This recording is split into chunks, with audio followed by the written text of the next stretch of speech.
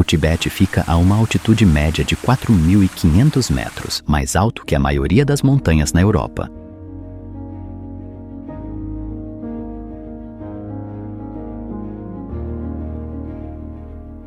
Qual o tamanho do Planalto?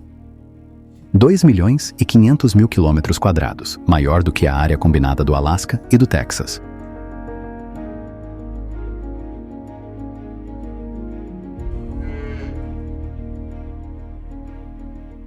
No entanto, o que realmente sabemos desta terra? Para a maior parte do mundo, é composto por monges e montanhas, um sinônimo de exílio espiritual e de ar rarefeito.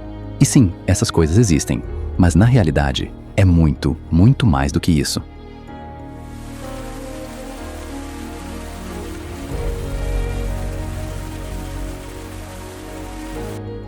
Lagos tão azuis que chegam a parecer elétricos, geleiras que descem até as florestas, montanhas tão altas que o ar tem metade do oxigênio do nível do mar.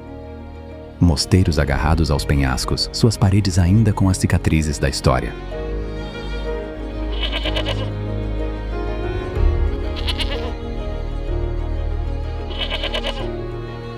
Apesar das condições impossíveis, as pessoas ainda vivem aqui.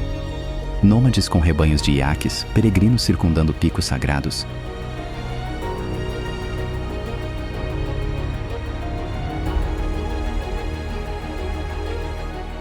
Cidades inteiras construídas em altitudes onde a maioria mal respiraria.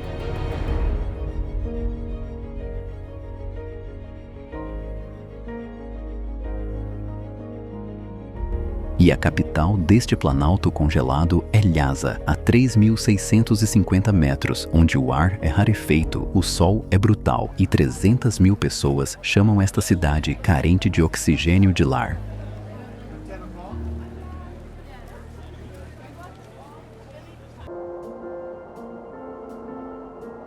De cima, a cidade emerge da névoa.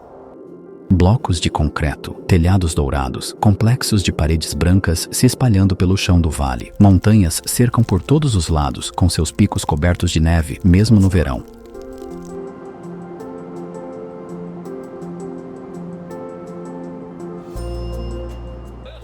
A 3.650 metros, os pulmões se esforçam, os corações disparam.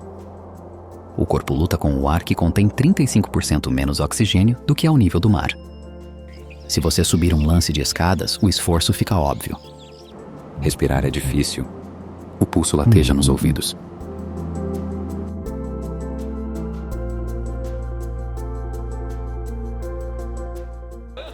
E, no entanto, quase 300.000 pessoas vivem aqui.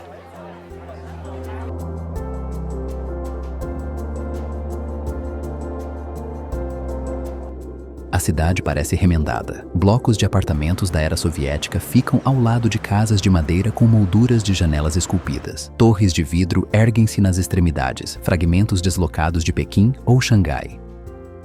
Bandeiras de oração tremulam entre edifícios, vermelhas, azuis e brancas contra o céu.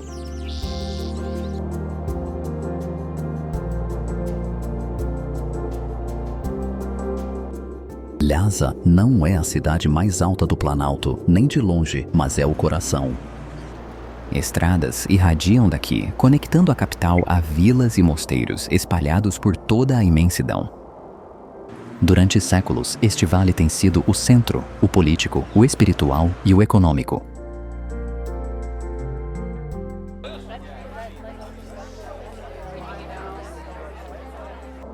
Em alguns bairros, as casas são construídas sobre estacas. Não é uma escolha meramente estilística. Abaixo da superfície, o permafrost se move e se desloca com as estações. As fundações precisam flutuar acima do solo, permanentemente congelado, ou as construções racham e desabam.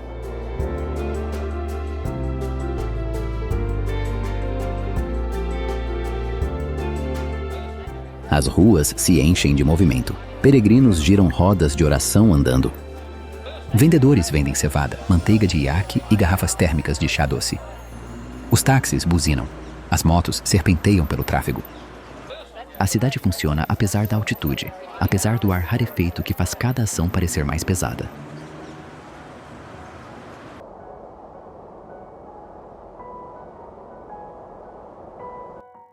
No topo de tudo, numa colina que se ergue ainda 130 metros mais acima, ergue-se o Palácio de Potala.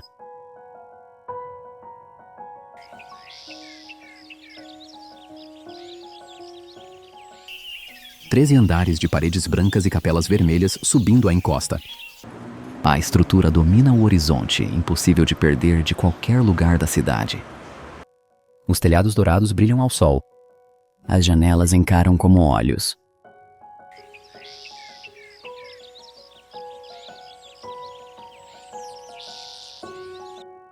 O palácio abriga mais de 1000 aposentos, 10.000 santuários e altares, inúmeras capelas sobrepostas, corredores que se retorcem pelo seu interior, escadarias que parecem subir em direção ao céu. Foi construído no século VII, destruído, depois reconstruído no século XVII, uma fortaleza e um mosteiro combinados.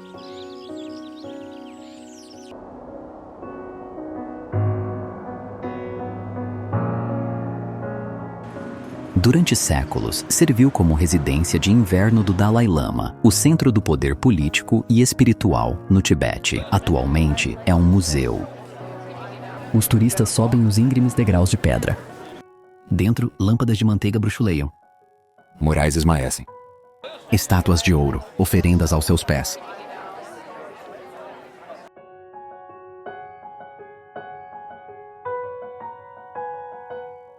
Em tempos passados, abrigou o Dalai Lama. Agora, porém, abriga apenas a sua ausência. Os aposentos continuam lá. Os tronos continuam lá. Mas o homem que viveu aqui partiu em 1959 e jamais regressou. O palácio tornou-se um monumento a algo que já não existe da mesma forma. O poder se moveu para outro lugar, mas o prédio ficou.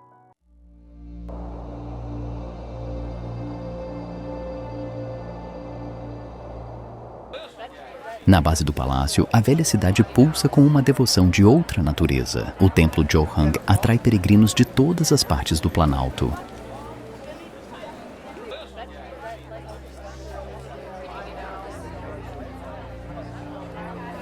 A praça mesmo em frente ao templo nunca está vazia.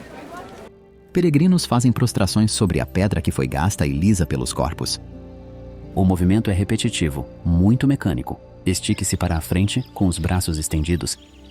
Cair de joelhos, a testa tocar o chão. Levantar-se, dar um passo para a frente e repetir.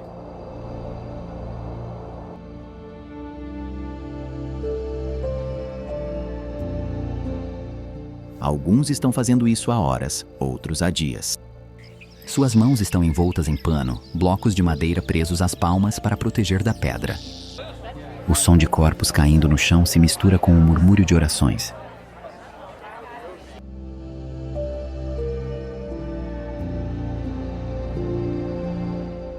A fumaça de incenso paira densa no ar. Ramos de zimbro queimam em braseiros metálicos. O cheiro é bem forte, amadeirado, e não há como fugir dele. Ele impregna as roupas e os cabelos.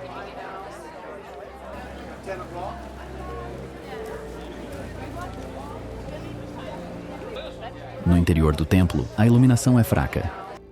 Lâmpadas de manteiga ardem às centenas, suas chamas refletidas em estátuas de ouro. Os peregrinos percorrem os corredores, sempre seguindo o sentido horário, fazendo girar as rodas de oração fixadas nas paredes. As rodas estalam enquanto giram.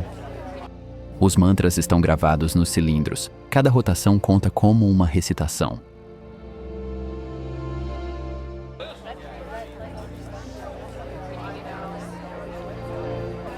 O Johang é considerado o templo mais sagrado do Tibete. Construído no século VII, ele abriga a venerada imagem do Jowo Rinpoche, uma estátua que representa o jovem Buda, trazida para o Tibete há mais de 1000 anos atrás. Peregrinos viajam semanas para chegar aqui. Alguns se prostram a distância inteira.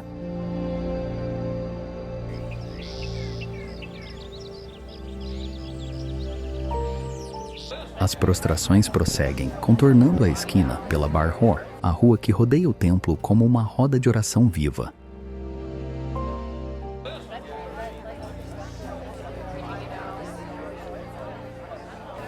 A rua se move no sentido horário, sempre no sentido horário. Peregrinos caminham em fluxo constante, girando rodas de oração enquanto seguem. As rodas revestem as paredes, cilindros de latão incrustados na pedra. Cada peregrino estende a mão, com os dedos roçando o metal, pondo-os a girar. O barulho do clique é sempre constante.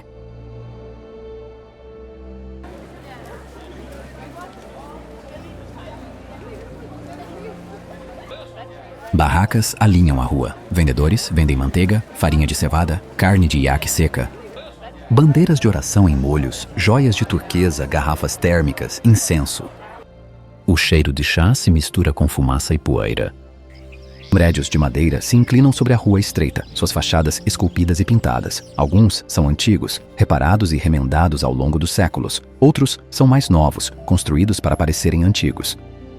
Lojas modernas se escondem atrás de fachadas tradicionais. Lojas de telefonia móvel, agências de turismo, restaurantes.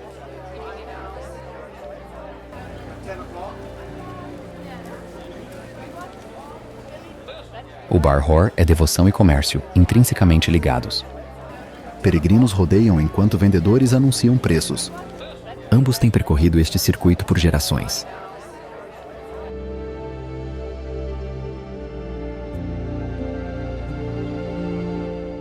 Além da cidade velha, onde o vale se abre, mosteiros se agarram às encostas.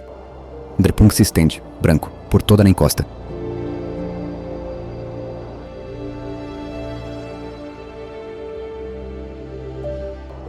À distância, o mosteiro assemelha-se a uma cidade por si só. Centenas de edifícios brancos descem a encosta em cascata, empilhados e em terraços. Telhados vermelhos e ouro marcam as capelas. Ruelas estreitas serpenteiam entre as construções.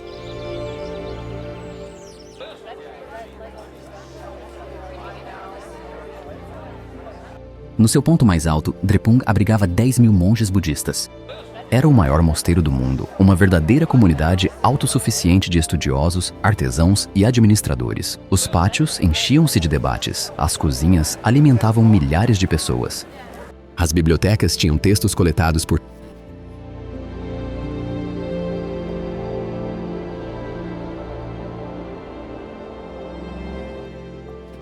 Restam algumas centenas de monges. Os pátios estão mais silenciosos. Muitos edifícios estão vazios, seus interiores despojados ou reaproveitados. Durante a Revolução Cultural, o mosteiro de Drepung foi o alvo. Capelas foram saqueadas, estátuas destruídas, monges aprisionados ou mortos.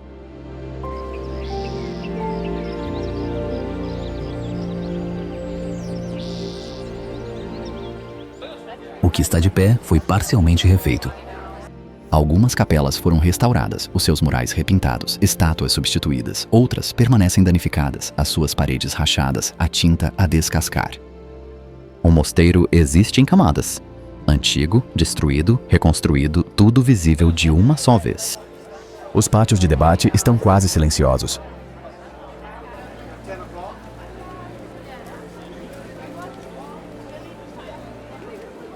A alguns quilômetros ao norte, o mosteiro Sera ainda ecoa o som que Drepung já não possui mais.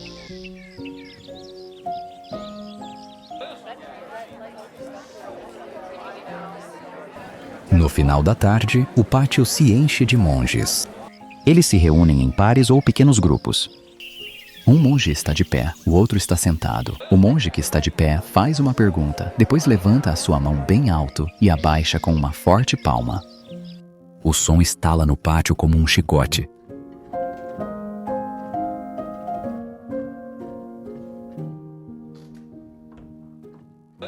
Trata-se de um debate. O argumento filosófico apresentado como uma performance. O bater de palmas pontua cada pergunta, funcionando como um ponto de exclamação físico. O monge que está sentado responde. O monge em pé contra-ataca, bate palmas de novo. Os braços se estendem, os corpos se inclinam para a discussão.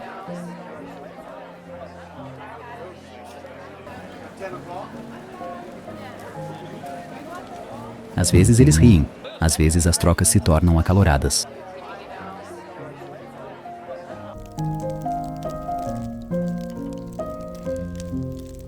Turistas se enfileiram nas bordas do pátio, com câmeras erguidas. Os monges os ignoram. Os debates não são uma performance, são um treinamento. A dialética budista, com questões sobre o vazio e a consciência, e a própria natureza da realidade, é discutida com precisão e força.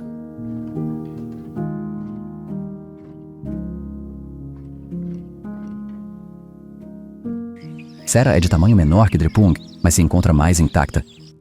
Os debates continuam diariamente, como vem sendo por séculos.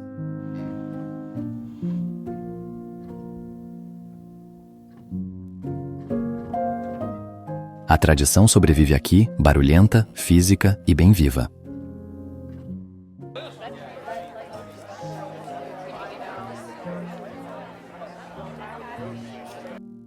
Os debates continuam até o anoitecer. Então, os monges se dispersam e os pátios se esvaziam.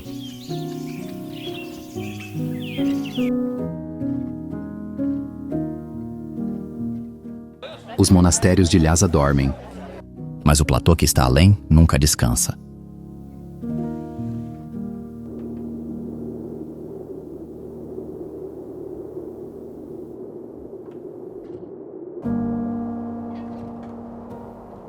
Observando de cima, o lago se estende por impressionantes 70 quilômetros. Sua água é de um turquesa tão vívido e intenso que parece retroiluminada, quase elétrica sob o sol escaldante do Planalto. Picos cobertos de neve rodeiam o litoral. A cor não parece verdadeira.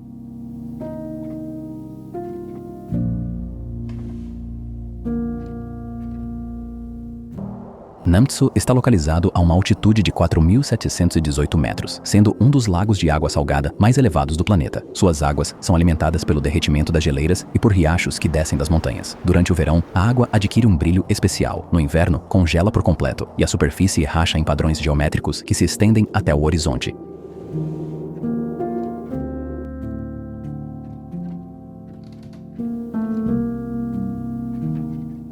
Bandeiras de oração enfeitam a costa, amarradas a mastros e rochas. O vento nunca para. O tecido estala, desbota, rasga. Os peregrinos as substituem, adicionando novas cores às antigas. Vermelho, azul, branco, verde, amarelo. Cada cor representa um elemento.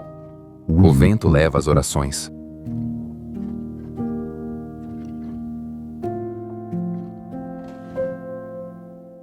Alguns peregrinos percorrem toda a costa, uma circunnavegação que dura semanas. Eles acampam à beira da água, avançando poucos quilômetros a cada dia. O lago é sagrado. Circundá-lo é acumular mérito, é purificar o karma. As razões são diversas. A caminhada não muda. No extremo norte, uma península se projeta na água, com pedras e grutas de eremitas, um vazio esculpido na rocha.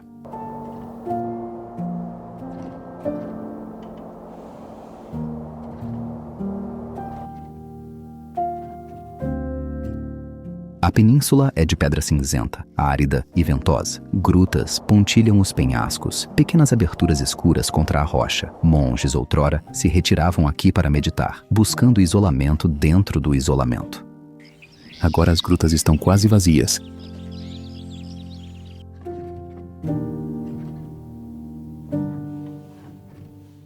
Alguns ainda guardam vestígios, bandeiras de oração encaixadas nas fendas, panos desbotados sobre as pedras, fuligem de lamparinas de manteiga enegrecendo os tetos das cavernas. Os eremitas se foram, mas os rastros permanecem.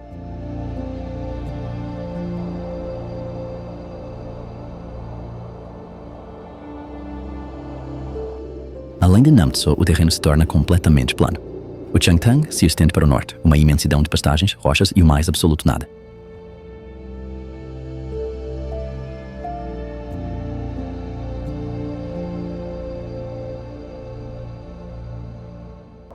A grama verdejante, a rocha imponente, o vento que assobia, a imensa distância. O Changtang abrange centenas de milhares de quilômetros quadrados. A altitude média é de mais de 4.500 metros. É uma das regiões menos povoadas da Terra.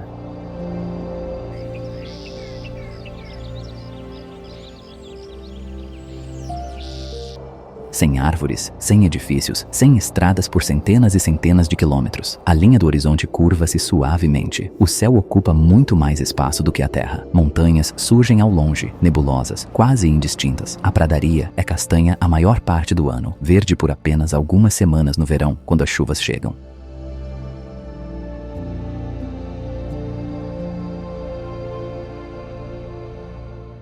Não é o vazio como perda, é o vazio como um estado de existência.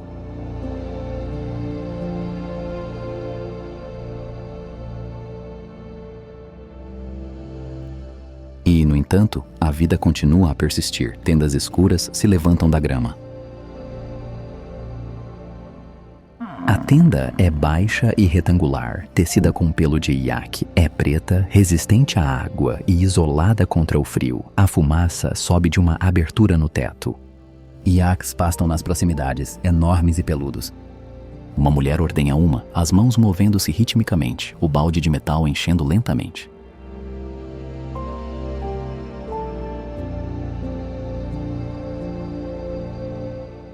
Os nômades são pastores tibetanos que seguem padrões de pastoreio sazonais há gerações. A tenda é carregada em iaques, tudo se move. Pela manhã, ordenhe os iaques. Ferva o chá misturado com manteiga e sal. O chá é espesso, oleoso, mais uma sopa do que uma bebida. O rebanho se move em direção a pastos novos. Ao anoitecer, é preciso trazê-los de volta. O ritmo é sempre o mesmo, constante.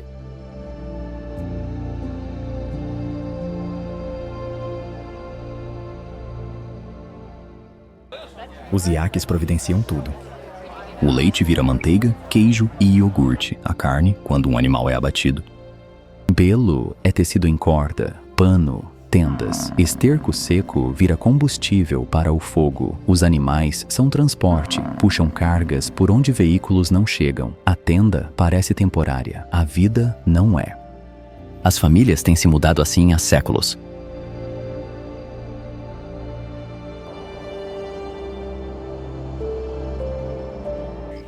Através da pradaria, outras formas se movem. Manadas selvagens, indomáveis e mais rápidas. Antílopes tibetanos se movem pelo horizonte, sombras contra a pradaria. Eles correm quando abordados, desaparecendo na vasta distância. A lã deles é muito valorizada. Você me pegou. A caça furtiva reduziu os seus números. Protegidas agora, as manadas permanecem pequenas.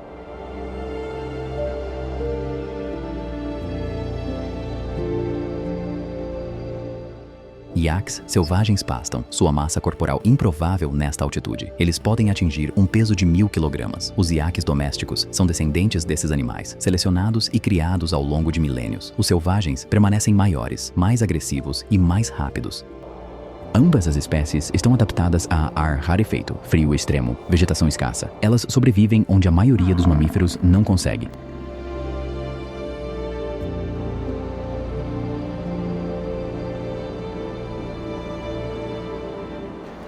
Por trás deles, erguia-se uma muralha de branco, a cordilheira Nyen Stanglang, com seus picos irregulares e sua indiferença.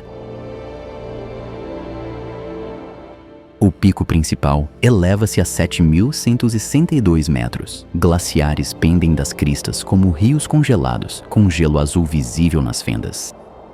A cordilheira estende-se de leste a oeste, sendo o limite norte da região de Lhasa. A água do degelo dessas geleiras alimenta Namtsu e os rios abaixo.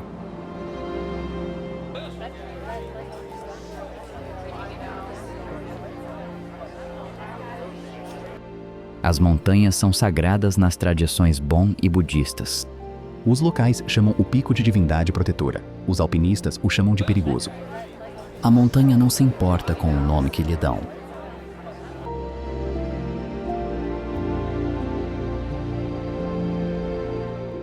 O tempo muda rapidamente por aqui. As nuvens se formam sem qualquer aviso, envolvendo os picos com um manto branco.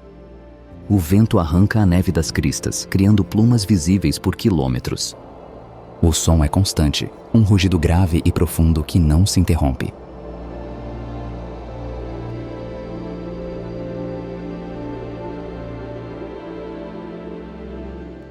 Fotografias de 1980 mostram os glaciares a avançar 500 metros mais.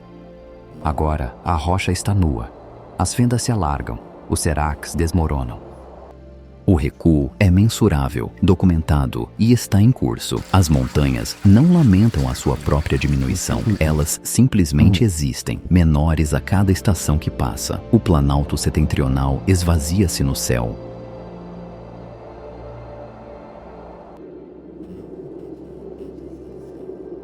Lá atrás, a cidade de Lhasa. À frente, o terreno se eleva ainda mais alto. A oeste fica Angari, o teto acima do teto.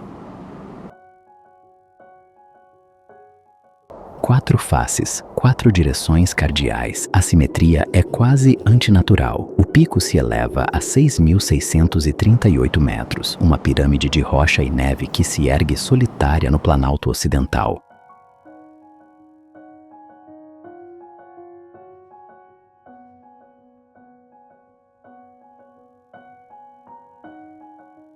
Kailash é considerado sagrado por 4 grandes religiões: hinduísmo, budismo, jainismo, Bon.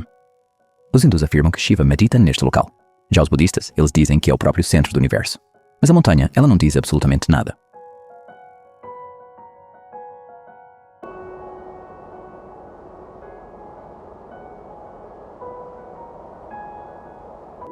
Ninguém o escalou. A China proíbe tentativas e as tradições religiosas proíbem a profanação do sagrado. O pico permanece intocado, suas encostas sem marcas de rotas ou acampamentos.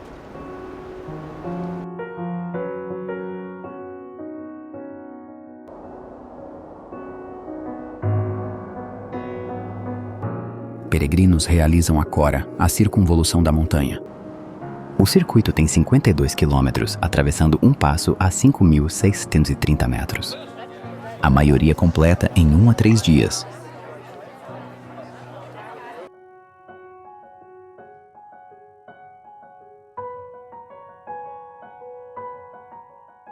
Alguns se prostram por todo o percurso.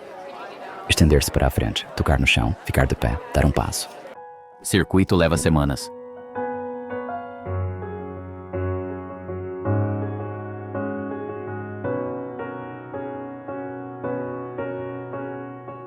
Ao caminho está polido pelos pés e corpos. Bandeiras de oração marcam a rota. Caixões de pedra empilham-se no passo, oferendas deixadas por peregrinos.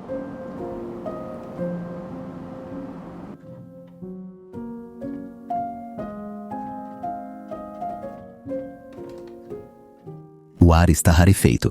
Cada passo é custoso.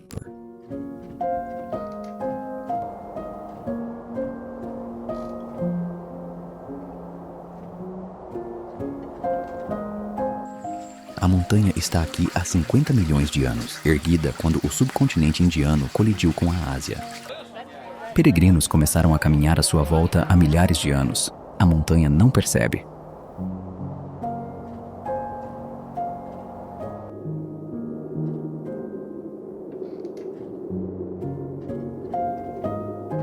Na base meridional do Kailash, um lago espelha a majestade do pico, Manasarovar, de um azul profundo e sereno.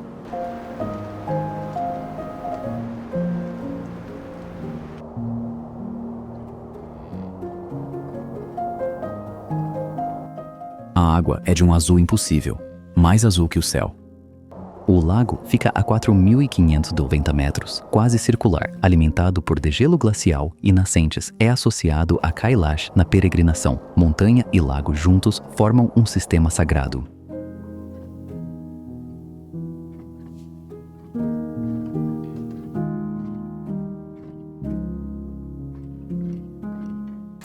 Peregrinos se banham na água, entrando apesar do frio. A imersão é purificação, lavando os pecados acumulados ao longo de muitas vidas. Alguns ofegam ao entrar na água. A temperatura da água permanece perto do congelamento durante a maior parte do ano. Eles submergem, emergem, envolvem-se em panos e seguem em frente.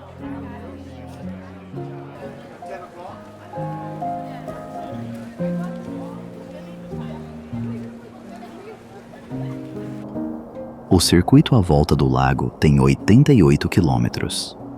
Menos peregrinos o percorrem que a Cora de Kailash, mas o ritual é o mesmo. No sentido horário, sempre no sentido horário. As rodas de oração giram, os mantras são entoados.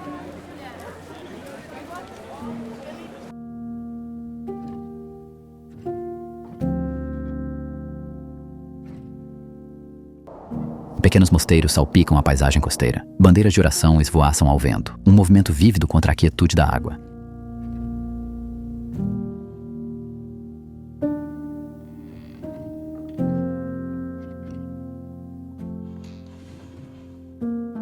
A oeste do circuito sagrado, ruínas de barro se elevam das encostas das colinas, o reino de Guji.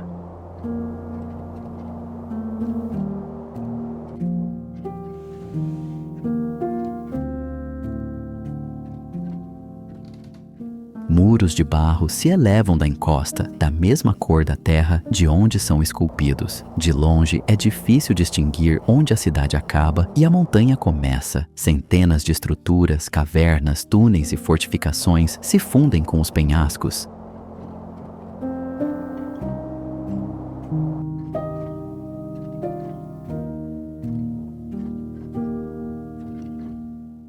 reino de Guj prosperou por um período de 7 séculos. De 900 d.C. a 1650, comerciantes passavam transportando seda, sal, especiarias. Mosteiros enchiam-se de estudiosos, traduzindo textos em sânscrito para o tibetano. O reino era de grande riqueza, de um poder imenso e de uma importância cultural inegável. No entanto, por volta de 1650, estava completamente vazio.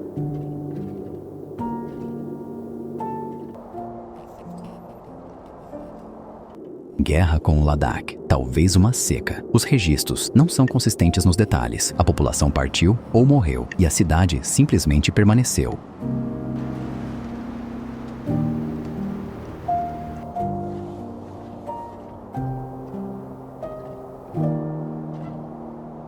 O palácio coroa o cume. Abaixo, os bairros residenciais se estendem pela encosta. Túneis conectam edifícios, alguns largos o suficiente para se caminhar, outros mal têm a largura de um ombro.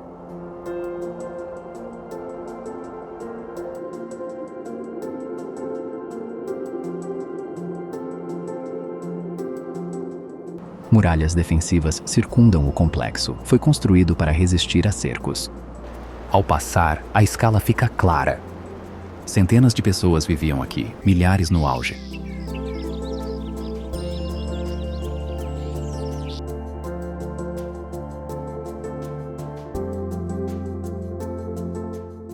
Os quartos são pequenos, esculpidos na rocha, seus tetos enegrecidos por séculos de fumaça. Alguns ainda têm nichos para lâmpadas de manteiga. As lâmpadas se foram.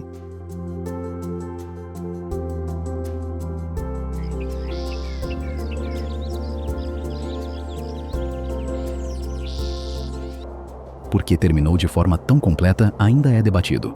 As ruínas não nos dão explicações.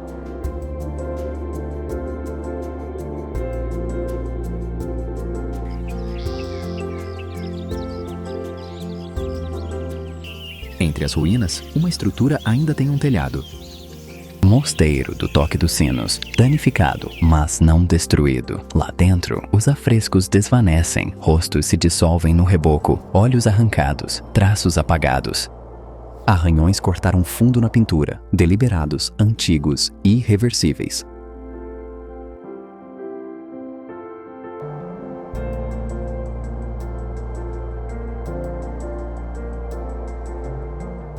Onde a tinta permanece, as cores brilham. Azul ultramarino, ocre e vermelho vivo. Os pigmentos foram importados, moídos a partir de minerais, misturados com aglutinantes, aplicados por artistas cujos nomes se perderam. A arte conseguiu sobreviver a muitas guerras, mas não conseguiu atravessar o século XX intacta.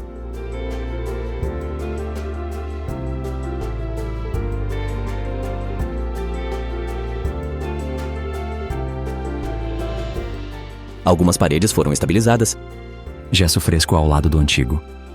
A restauração está em andamento. É um processo lento e ainda incompleto. Mas o que se perdeu, isso não tem mais jeito.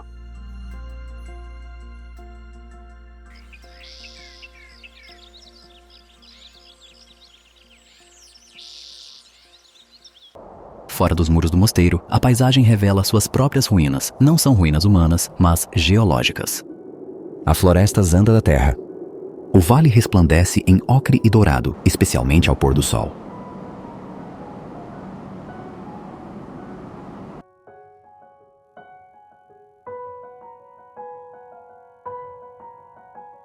A erosão esculpiu o sedimento em pilares, alguns com 10 metros de altura, outros com 30.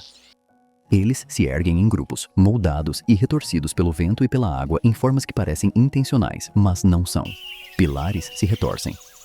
Alguns estreitos na base, mais largos no topo e precários.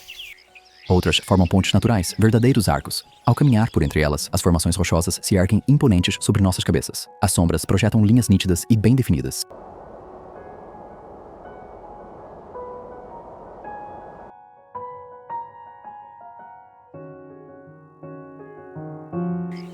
Estes pilares são sedimentos provenientes de um lago antigo, comprimidos, erguidos, esculpidos. O lago existiu há milhões de anos, quando o planalto era mais baixo e o clima mais úmido. À medida que o terreno se elevava, a água escorria. O que permaneceu foi uma rocha branda, suscetível à erosão.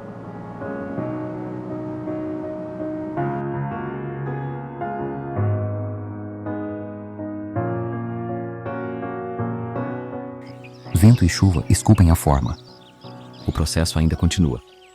Cada tempestade transforma as formas. Grandes pilares desmoronam, novos pilares se erguem. A floresta é impermanente, embora a sensação que se tem seja de eternidade ao caminhar por ela.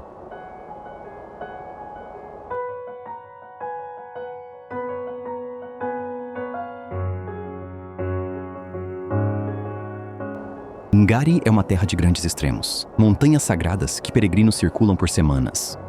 Cidades fantasmas onde milhares um dia viveram. Florestas de pedra esculpidas pelo tempo. Ele existe bem no limiar da capacidade humana e para além.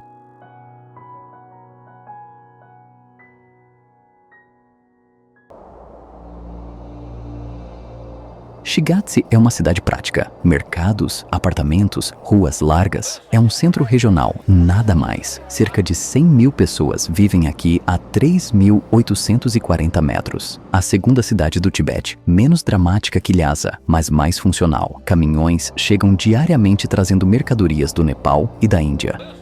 As lojas margeiam as ruas principais. A cidade funciona.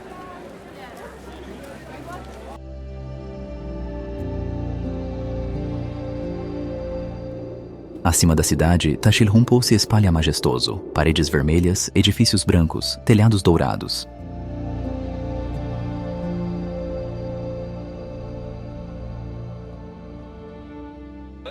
O mosteiro é a sede do Panchen Lama, a segunda figura mais importante do budismo tibetano. Foi fundado em 1447 e, no seu auge, chegou a abrigar mais de 4.000 monges. Hoje, o número de monges é menor, mas o mosteiro ainda está em funcionamento.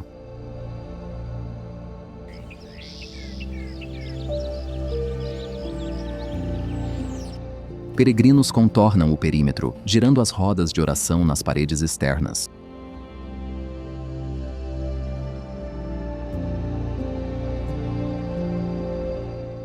Dentro da capela Maitreya, uma estátua de 26 metros se ergue. Buda sentado, banhado a ouro, cravejado de joias. Pesa 279 quilogramas de ouro. A estátua foi fundida em várias seções, montada ali mesmo, e então coberta com folhas de ouro, marteladas em cada uma de suas superfícies. O rosto dela olha para baixo, com uma expressão serena, indiferente às pessoas que a contemplam lá de baixo.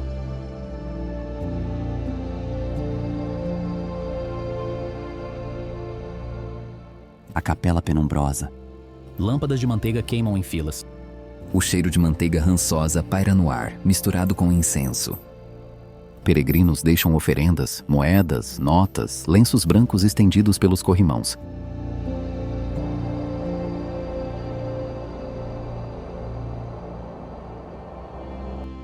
Ao sul de Shigatse, a rodovia da Amizade sobe em direção aos Himalaias.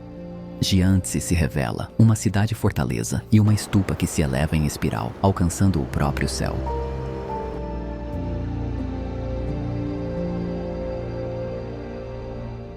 Gyantse parece velha, de um modo que Lhasa não. Ruas estreitas serpenteiam entre edifícios com fachadas de madeira, esculpidas e envelhecidas pelo tempo. Há menos concreto, menos vidro. A cidade foi outrora um importante entreposto comercial na rota entre a Índia e Lhasa. Comerciantes faziam paragem aqui por várias semanas, suas caravanas transportando lã, sal, chá.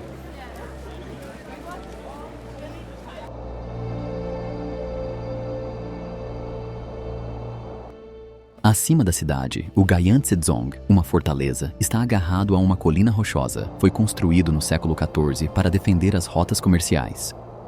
Os britânicos atacaram em 1904 e as paredes ainda mostram o dano. Certas partes da fortaleza já foram restauradas. Outras seções continuam em ruínas, totalmente expostas ao céu.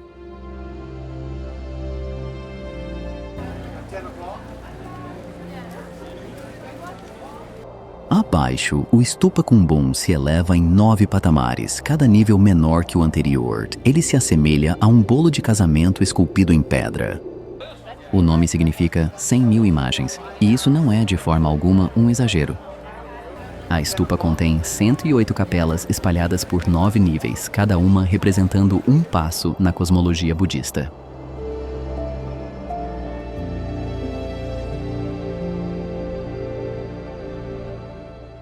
No interior, escadarias estreitas sobem em espiral.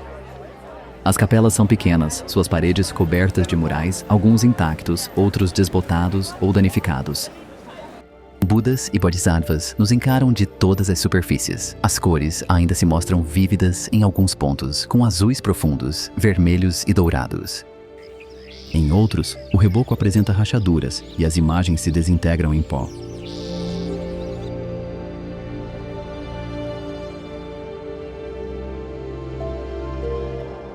Além de Gaiantes, a estrada começa a subir. A 4.400 metros, uma passagem de montanha abre-se. Abaixo, um lago que não devia existir a esta altitude.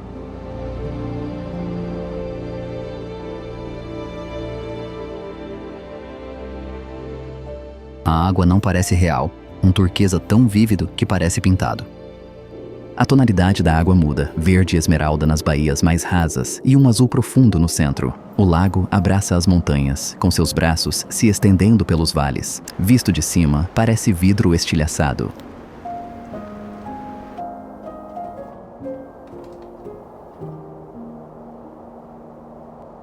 Yamdrok está a 4.441 metros, cobrindo 638 quilômetros quadrados. É um dos 3 lagos sagrados localizados no Tibete. Os locais dizem que o lago é um brinco de turquesa deixado cair por uma deusa. A água é sagrada.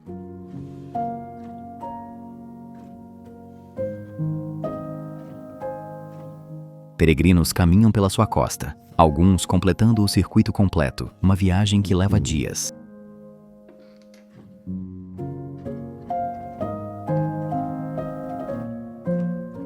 No passo Kambalá, bandeiras de oração se estendem em longas filas, centenas delas amarradas entre postes e rochas. O vento rasga o tecido, vermelho, azul, branco, verde, amarelo, cores que se misturam no céu. Cada rajada leva as orações impressas no pano. Com o tempo, as bandeiras desbotam e as orações são libertadas.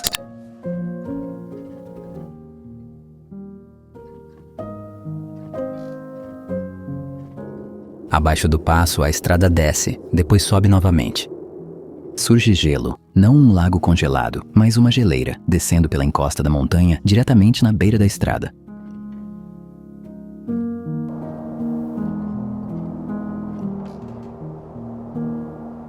A geleira paira sobre a estrada, gelo e asfalto, vizinhos estranhos, gelo branco listrado com detritos cinzentos.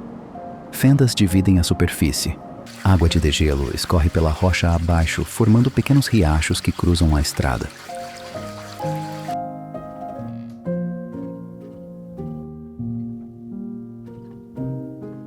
Carola é acessível como a maioria das geleiras não é.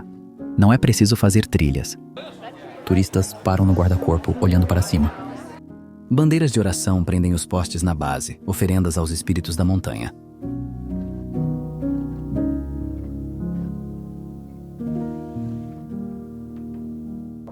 Fotografias de 20 anos atrás mostram a geleira atingindo um nível muito mais baixo. A frente do glaciar costumava se estender centenas de metros montanha abaixo. Agora, ela recuou, deixando a rocha nua exposta. O gelo está desaparecendo em tempo real.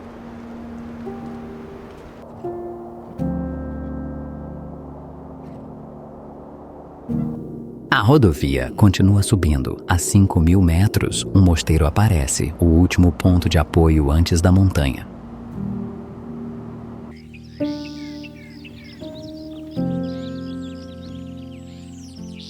A partir de Rongbuk, o Everest preenche o céu do sul. A face norte, de rocha e gelo, erguendo-se como uma pirâmide que parece perfurar a estratosfera. O pico está a 3.600 metros de altura vertical acima do mosteiro. É difícil de processar a imensidão da escala. A montanha domina completamente a paisagem.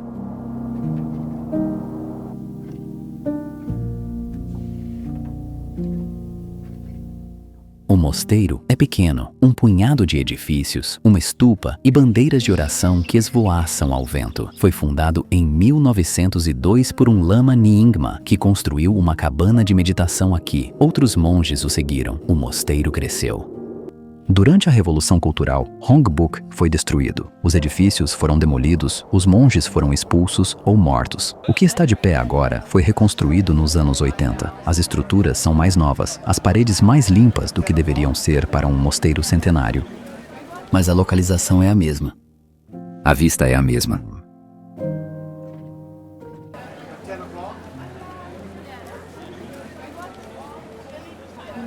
Peregrinos vêm aqui para dar a volta à montanha à distância. Alpinistas vêm aqui para se preparar para a ascensão. Ambos os grupos partilham o mesmo espaço. Os seus objetivos são diferentes, mas a reverência pela montanha é a mesma.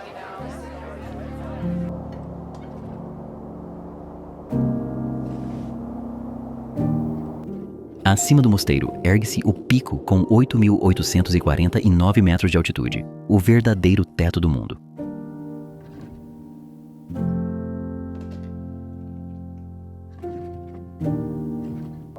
A muralha está completa. De Gyantse a Yamdrok, Karola e Hongbuk, cada passo é mais alto. O ar rareia, o coração dispara. E, no final, não há mais estrada. Apenas gelo, rocha e o teto do mundo.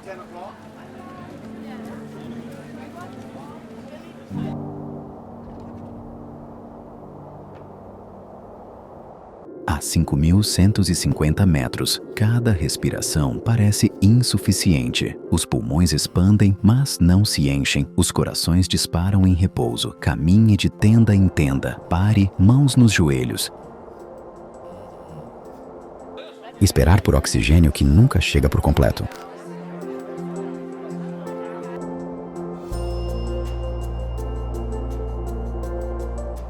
O acampamento base é uma planície de cascalho, pontilhada de tendas. Laranja, amarelo, azul contra a rocha cinzenta. Material empilhado lá fora. Garrafas de oxigênio em fila. Piquetas de gelo encostadas às pedras. Rolos de corda.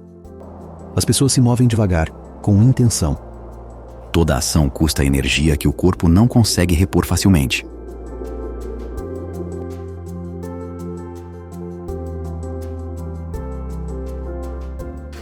Cairns de pedra marcam a borda do acampamento.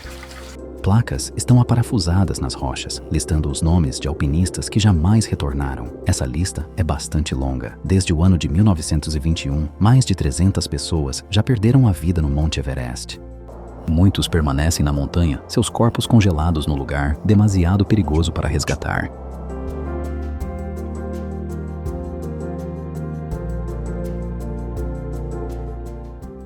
Os alpinistas passam semanas aqui para se aclimatar. O processo é repetitivo. Eles sobem até um acampamento mais alto, passam a noite, descem, descansam e repetem. Lento.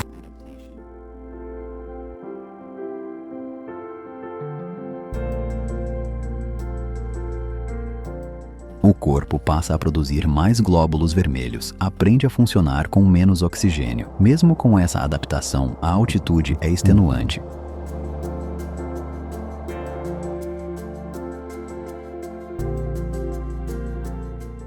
Não há nada de romântico nisso, é pura logística. Alimentos, combustível, janelas de bom tempo, oxigênio em garrafas, cordas fixas no gelo. Dezenas de Sherpas carregam cargas para acampamentos mais altos, estabelecendo a infraestrutura que torna as tentativas de cume possíveis. Sem eles, a maioria dos clientes não chegaria ao topo.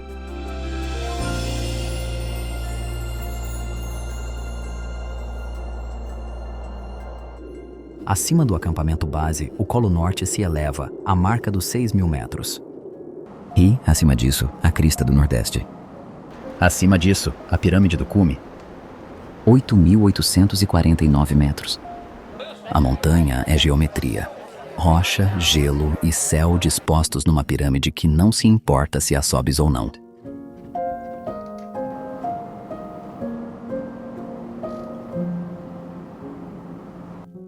A pirâmide do cume se eleva de 8.000 metros, um triângulo preto contra o azul. A neve se agarra à face nordeste em placas de gelo quebradas. As cristas são afiadas, esculpidas pelo vento que nunca para.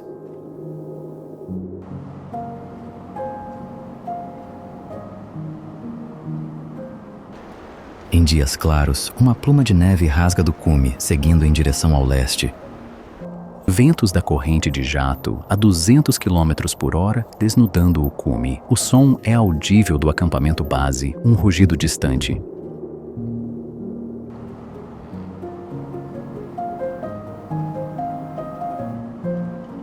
Acima de 8.000 metros de altitude, o ar é muito rarefeito para sustentar a vida humana. A zona da morte. Alpinistas carregam oxigênio engarrafado. Mesmo com ele, o corpo morre. As células morrem de fome, o cérebro incha, o sangue engrossa. Quanto mais tempo você permanece, pior se torna o dano.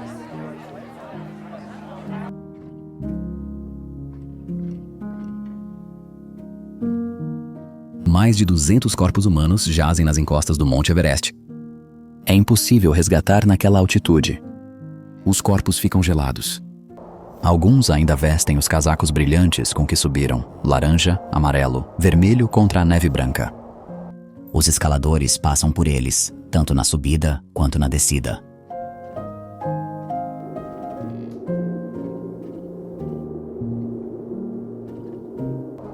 Nos dias de cume, a montanha fica muito lotada. Filas de alpinistas esperam em gargalos, seções estreitas onde apenas uma pessoa consegue passar por vez. A crista do cume é um fio de navalha, com apenas 1 metro de largura e quedas de milhares de metros em ambos os lados. Alguns esperam horas na zona da morte, queimando oxigênio, energia e tempo.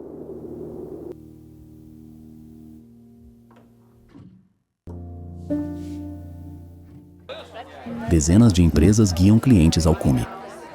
Qual é o custo? Varia de 45 mil a 100 mil dólares. Alguns clientes têm pouca experiência em escalada. Os guias fazem a maior parte do trabalho, fixando cordas, carregando equipamento, tomando decisões. O cliente acompanha. Às vezes é o suficiente, às vezes não é suficiente.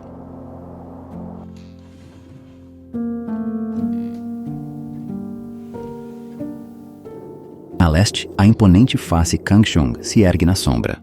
É a menos escalada, a mais perigosa, a muralha escondida da montanha.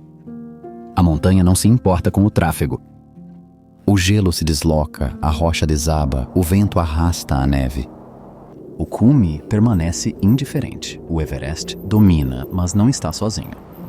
A oeste, ergue-se outro gigante.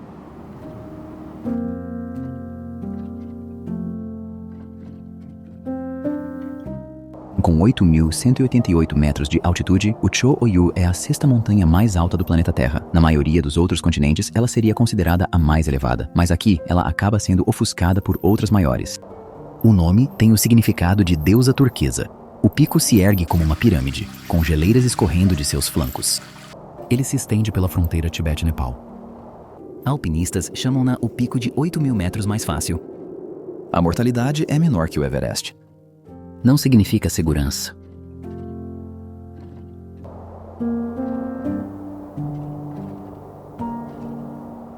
Visível do acampamento base do Monte Everest, Cho-Oyu serve como um lembrete. Isto é uma confusão total. Os Himalaias abrigam 14 picos acima de 8.000 metros. 5 são visíveis a partir daqui. A escala é algo que não se consegue compreender até que você esteja no meio deles.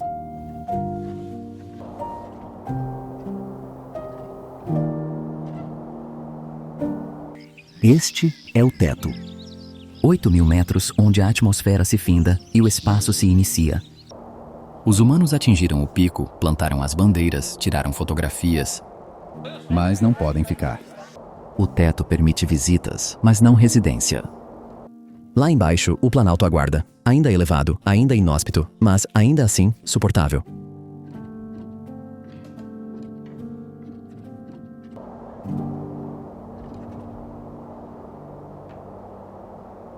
De cima, o rio serpenteia pelas montanhas. As paredes do cânion despencam mais de 5.000 metros da borda até o rio em alguns pontos. Isso representa um desnível vertical maior do que o de qualquer outro cânion em toda a Terra. Uma vegetação verde e densa se agarra às encostas, florestas que não deveriam existir nesta latitude.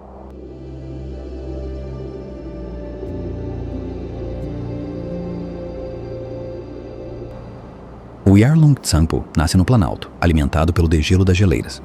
Ele flui para leste, tornando-se cada vez mais largo e rápido.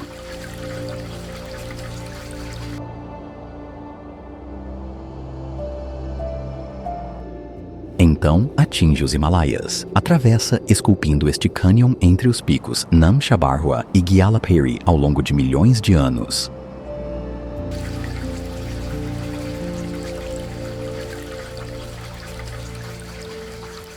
O rio é pura violência, águas brancas, corredeiras violentas e trechos onde a água despenca metros em questão de segundos. O som é constante, um rugido ensurdecedor que abafa todo o resto. Paredes de rocha afunilam a água, comprimindo-a, acelerando-a.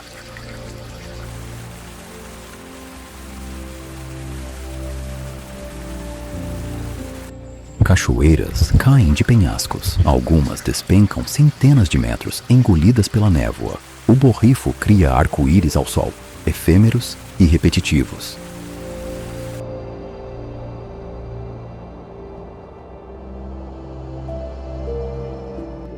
A chuva canaliza através do desfiladeiro, retida pelas montanhas. A umidade, vinda do Oceano Índico, avança para norte até que os Himalaias abarrem. O resultado, um ponto de grande biodiversidade. A elevação varia de 2.000 a 7.000 metros de altitude. Zonas climáticas se sobrepõem. Plantas tropicais crescem nas proximidades do rio. Espécies alpinas se agarram firmemente aos cumes.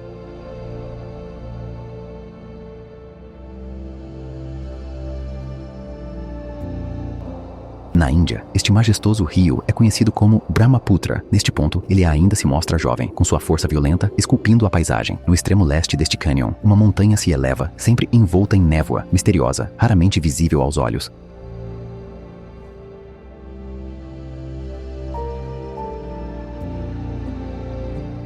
Namchabarwa é chamada a montanha que esconde seu rosto. Na maioria dos dias, as nuvens envolvem o pico. Em manhãs raras, elas se separam.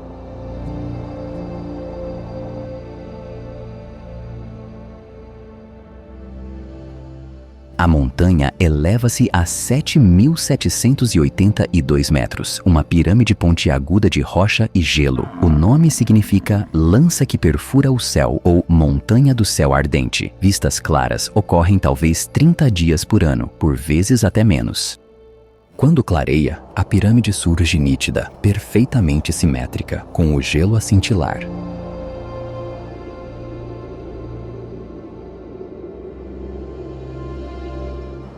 Então as nuvens regressam.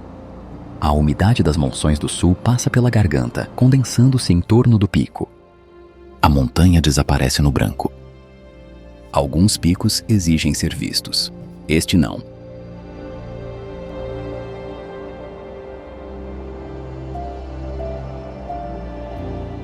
Abaixo dos picos, a altitude começa a baixar.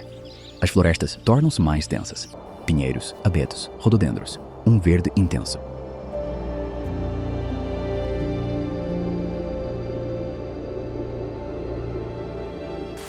Isto não se parece com o Tibete. Não há rochas áridas, nem aquele marrom que nunca acaba.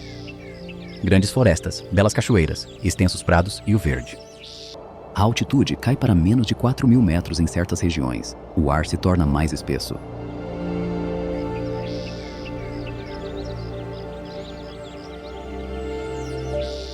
A chuva chega. A umidade do Oceano Índico canaliza-se pelas gargantas, incapaz de alcançar o Planalto, mas encharcando as encostas orientais.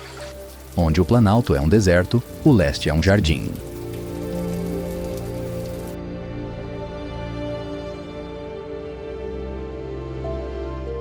Na primavera, os rododendros irrompem em flor. Flores cor-de-rosa, vermelhas e brancas cobrindo completamente as encostas. A cor é quase violenta após a moderação do Planalto. As azaleias se juntam a eles, as florestas se iluminam.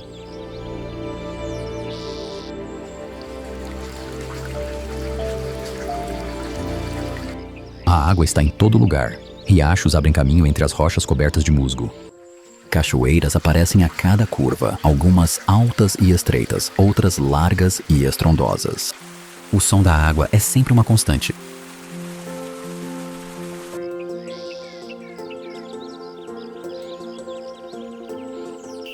No outono, a folhagem se transforma. Álamos dourados, bordos em tons de vermelho, uma explosão de cores inunda os vales.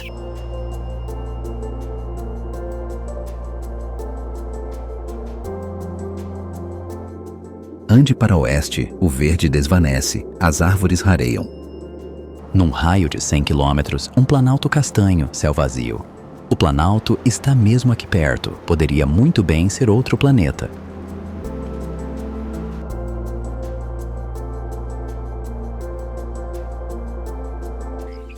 Entre as florestas, belos lagos aparecem, turquesa, refletindo picos e...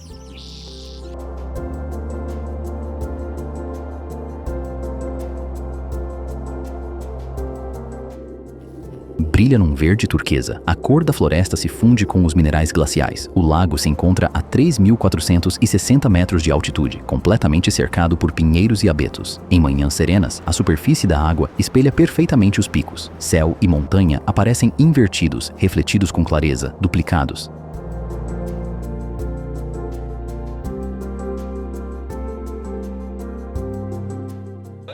Uma ilhota abriga um templo. Peregrinos cruzam remando em barcos de madeira. O templo é sagrado para o Bon, a religião pré-budista do Tibete. Bandeiras de oração cercam a ilha, suas cores vivas contra a água e o céu. As florestas descem até a beira da água. Peixes se movem nas águas rasas, visíveis através da água clara.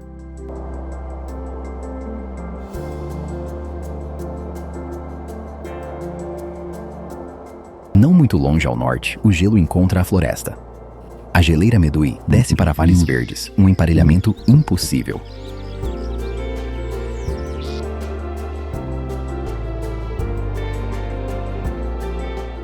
Gelo branco, floresta verde. A geleira termina onde as árvores começam, dois ecossistemas distintos se encontrando numa única linha. Meduí é uma geleira marítima, alimentada pelo imponente Pico Meduí, que se eleva a 6.800 metros de altitude.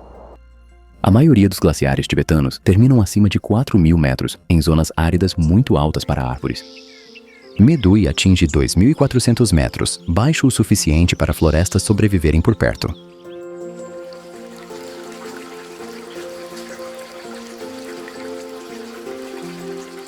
O gelo está fraturado, com fissuras a rasgar a superfície. A água de degelo escorre de debaixo do focinho, fria e leitosa, carregada de farinha de rocha. O glaciar move-se lentamente, avançando e moendo, recuando, avançando, moldado por forças invisíveis ao olhar.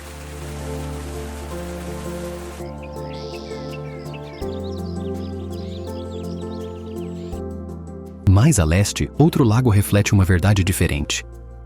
Hiwok é o espelho do outono.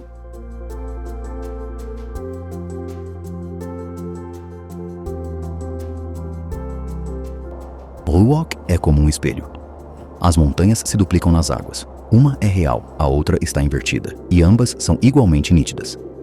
O lago situa-se a 3.800 metros. No outono, as florestas ao seu redor se tornam douradas e vermelhas. A reflexão duplica a intensidade da cor.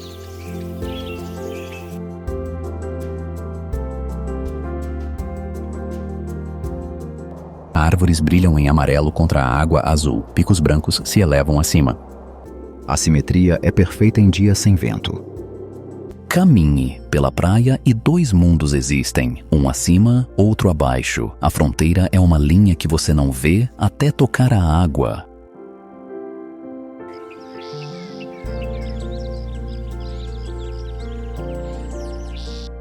A região leste do Tibete é o completo oposto do seu coração. O planalto se apresenta vazio, árido e de uma tonalidade marrom. O leste está cheio de vida, úmido e verde. Ambos representam o Tibete. Ambos são verdadeiros.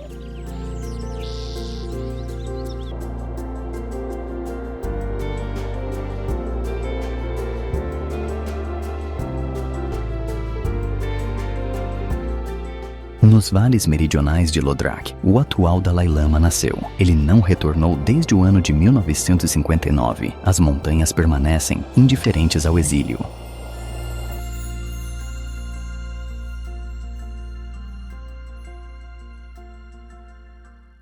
Mais a leste, a fronteira torna-se física, uma passagem de montanha, portões, bandeiras.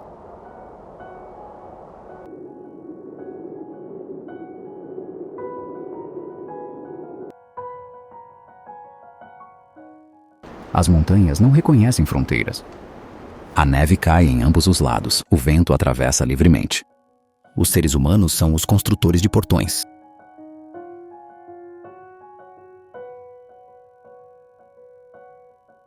Situado a 4.310 metros de altitude, Nathu-La marca a fronteira entre o Tibete e o Sikkim, a China e a Índia. Postes de guarda de concreto em cada lado. Arame farpado se estende ao longo do cume.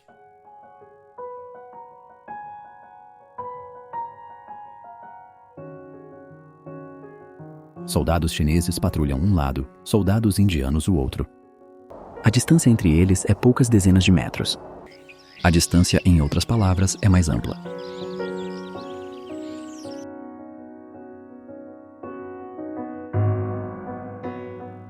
Bandeiras de oração batem entre postos de guarda, cores desbotadas, mantras budistas impressos em tecido. Abaixo, os portões ficam fechados quase todos os dias.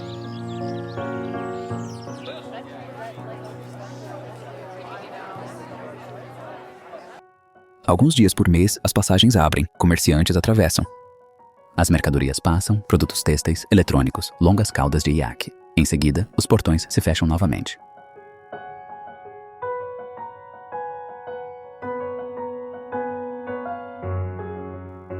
Em 1962, a guerra eclodiu. Os combates duraram um mês. Milhares morreram. A fronteira mudou. A tensão.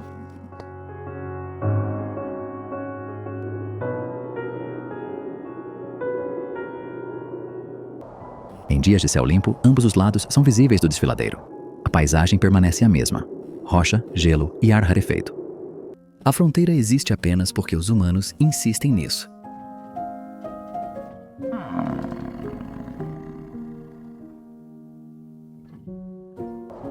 A oeste, ao longo da fronteira, uma montanha se eleva, compartilhada por duas nações, sagrada para ambas.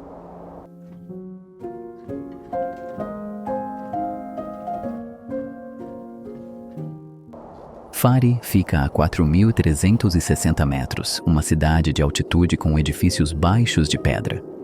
O vento varre as ruas. Na maior parte do ano, está frio o suficiente para ver o hálito.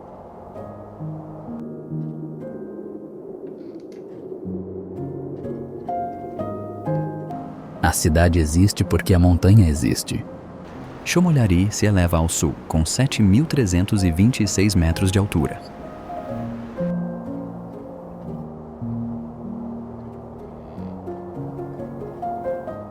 O nome significa, literalmente, noiva do Kangchenjunga. O pico é branco, simétrico e bastante íngreme. Ele se situa na divisa entre o Tibete e o Butão.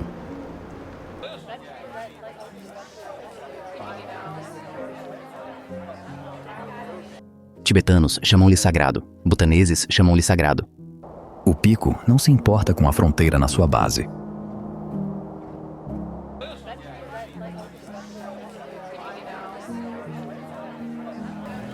Peregrinos de ambos os lados chegam aqui. Alguns contornam a montanha, outros apenas observam. O simples ato de ver é o suficiente.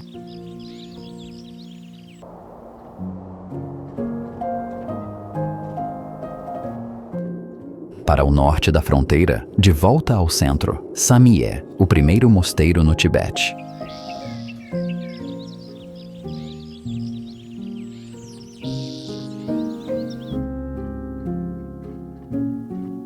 Quando visto de cima, Samye é uma mandala. O templo central, o Monte Meru e o grande eixo cósmico.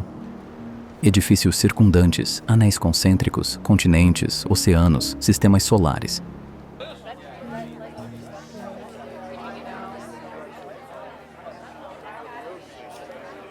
O complexo inteiro é um diagrama do universo. O projeto funde 3 tradições: o térreo tibetano, o segundo andar chinês e o terceiro andar indiano.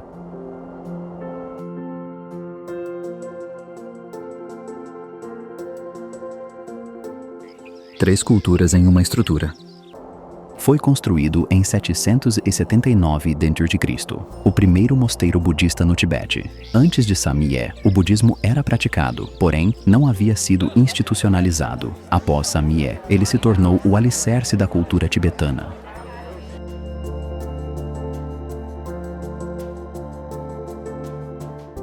Os edifícios originais foram danificados na Revolução Cultural. Capelas foram saqueadas, paredes derrubadas. O que está de pé agora é uma reconstrução, fiel ao projeto, mas mais recente.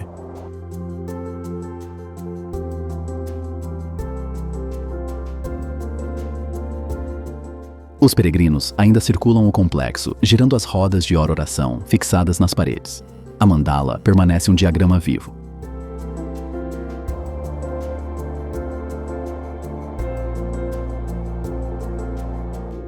Não muito a leste, o Vale de Yarlung, onde a civilização tibetana começou.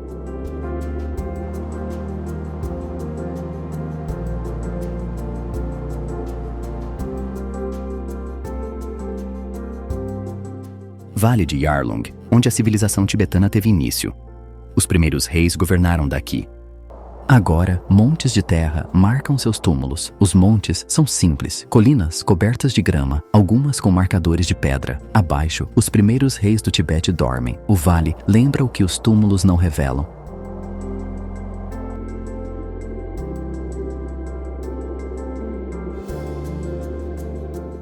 A partir de Yarlung, o círculo se completa.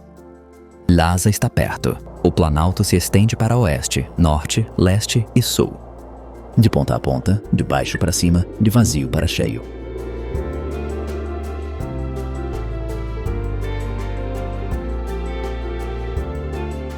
E, contudo, o que realmente sabemos sobre esta terra?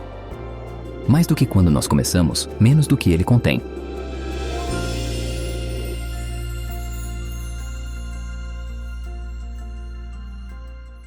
A cidade onde respirar é difícil.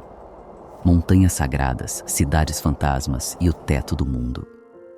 Florestas que não deveriam sequer existir nesta latitude. No entanto, em meio a tudo isso, uma verdade persiste. A altitude é violência.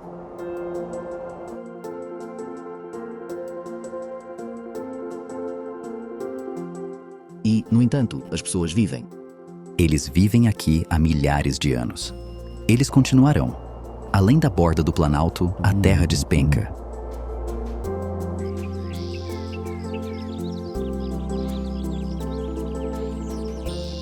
Mas o Tibete não acaba em suas fronteiras. Ele existe onde os picos lançam sombras, onde as bandeiras de oração tremulam ao vento, onde o ar é rarefeito e o céu é próximo.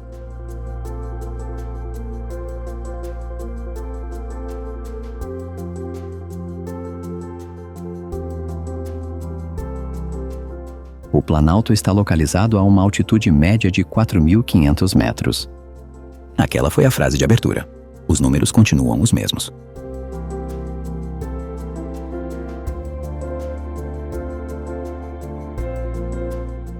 O que mudou foi a compreensão. O Tibete não é apenas uma coisa. São lagos congelados e florestas encharcadas de chuva, cidades fantasmas e mosteiros vivos.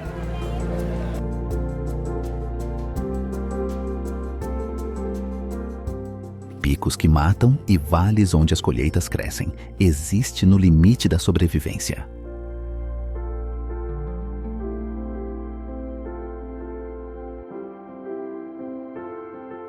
E, no entanto, conseguiu sobreviver. E existe há milênios.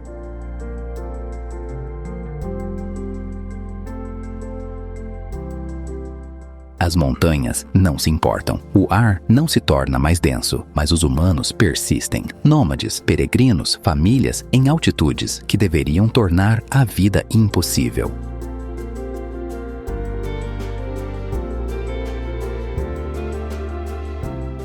O Planalto permanece indiferente, imenso e habitado.